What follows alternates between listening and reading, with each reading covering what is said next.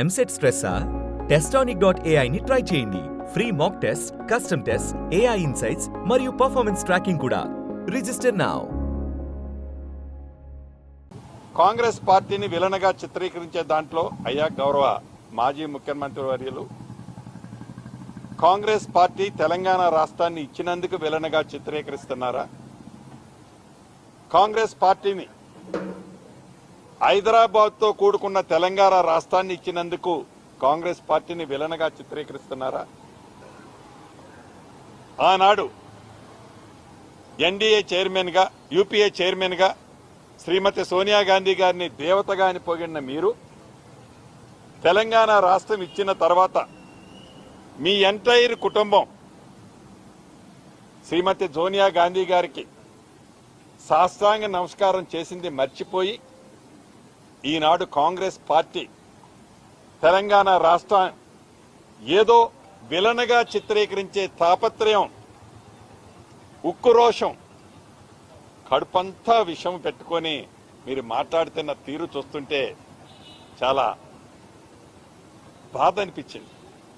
మీరు తెలంగాణ ప్రజల కోసం ఆవేదన పడుతున్నారా, బాధపడుతున్నారా? మీరు ఆ వేదిక మీద చెప్పినట్లు ఏదో బాధపడిపోతున్నట్లు మీరు మాట్లాడే తీరు చాలా నవ్వు కూడా వచ్చింది.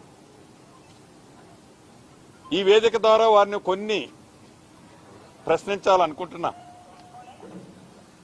మీకు 2 పర్యాయాలు తెలంగాణ ప్రజలు తెలంగాణ భాషలో, యాసలో మీరు మాట్లాడింది నమ్మి మీకు అధికారం ఇస్తే ఎటువంటి తెలంగాణని మీరు ఎలా చిత్రీకరించి ఎలా తెలంగాణ రాష్ట్రాన్ని కొల్లగొట్టారో ప్రత్యక్షంగా తెలంగాణ ప్రజలు గమనించారు.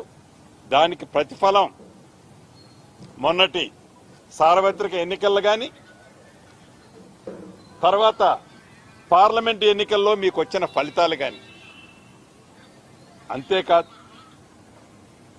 అంతేకాదు ఏ తెలంగాణ రాష్ట్రంలో మంచి జరుగుద్దని తెలంగాణ ప్రజలు ఇందిరమ్మ రాజ్యాన్ని ఇస్తే మీరు మంచి సూచనలు చేస్తారు అని తాపత్రయపడ్డాం. అసెంబ్లీకి వచ్చి మంచి సలహాలు ఇస్తారని ఎదురు చూశాం.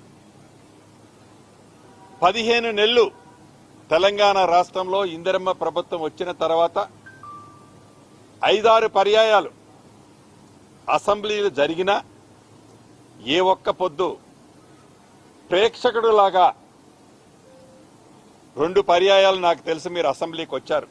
ఒకటి బడ్జెట్ పోయినసారి ప్రవేశపెట్టినప్పుడు, మళ్ళీ మొన్న ప్రవేశపెట్టినప్పుడు 2 సార్లు మీరు అసెంబ్లీకి వచ్చారు తప్ప మీ అనుభవాన్ని, మీ జ్ఞానాన్ని, మీకు 80,000 పుస్తకాలు చదివితే ఉన్న అపారమైన తెలివితేటలని తెలంగాణ ప్రజలకు వివరిస్తారా అని దాంట్లో అసెంబ్లీ సాక్షిగా చెప్తారనుకున్నాం.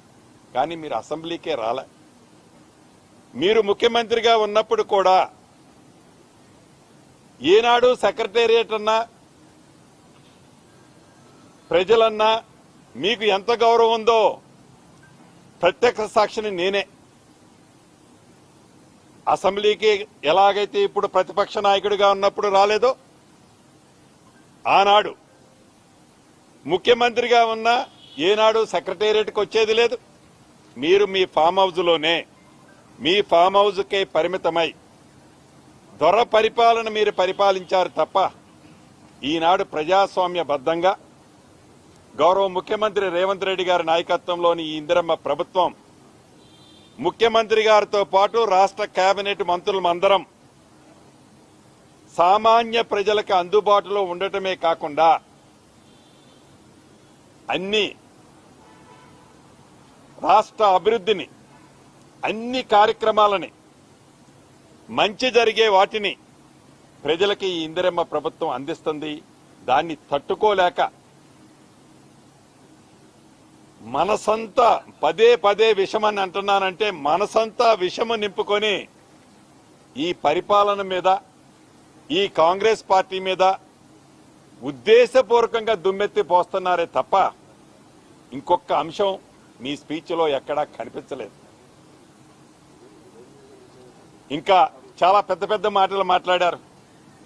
రైతుల విషయానికి వచ్చినప్పుడు రైతులకు వారి పేరున్నట్లు రైతుల పట్ల వారికి ఉన్న అభిమానం ఎంత ఉన్నదో ప్రత్యక్షంగా ఆనాడు మనం చూశాం.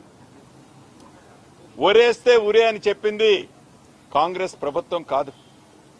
గౌరవ ఆనాటి ముఖ్యమంత్రి గారు మీ నోటితో మీరు అన్నారు ఒరేస్తే ఉరే అని చెప్పి, కానీ మీ ఫామ్ హౌస్ లో సుమారు 150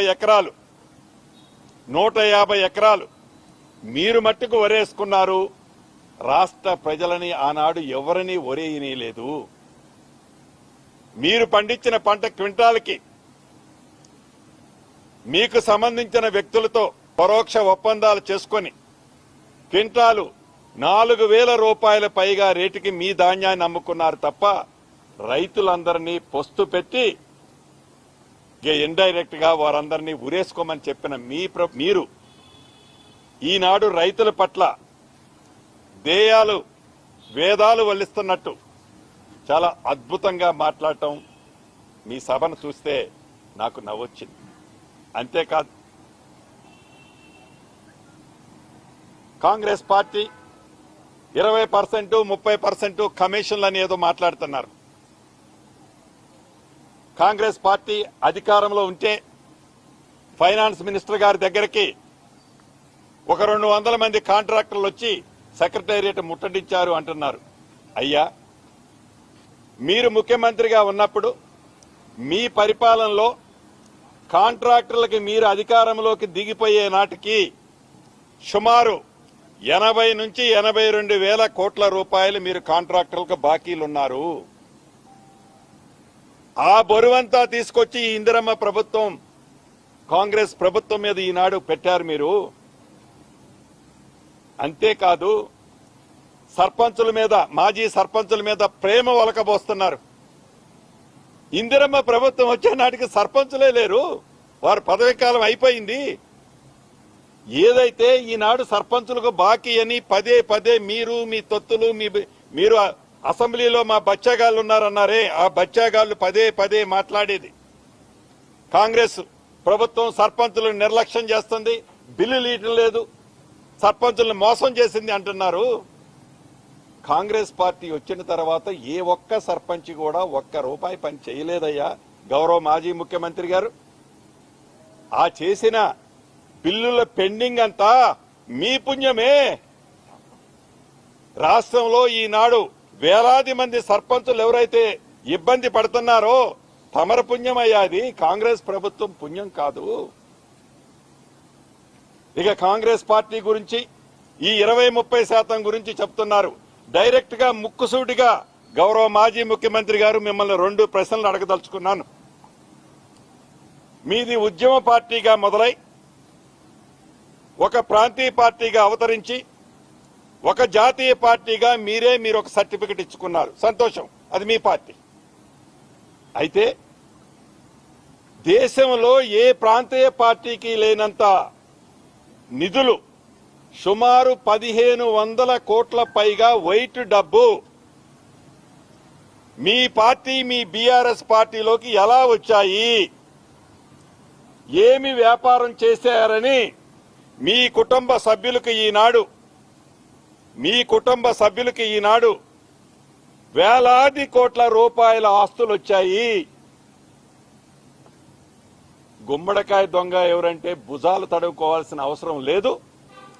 అస్సలు గురుగింజ కింద నలుపుని మీరు గ్రహించకుండా కాంగ్రెస్ పార్టీ మీద నిత్యము ప్రజల కోసం తాపత్రయపడే ఈ ఇందిరమ్మ పార్టీ మీద మీరు గుడ్డ కాల్చి వేయటం మీ మనసులో ఎంత ద్వేషాన్ని నింపుకొని ఎంత తాపత్రయపడుతూ మళ్ళీ అధికారంలోకి రావాలి అని పగటి కలలకు అంటున్నారయ్యా.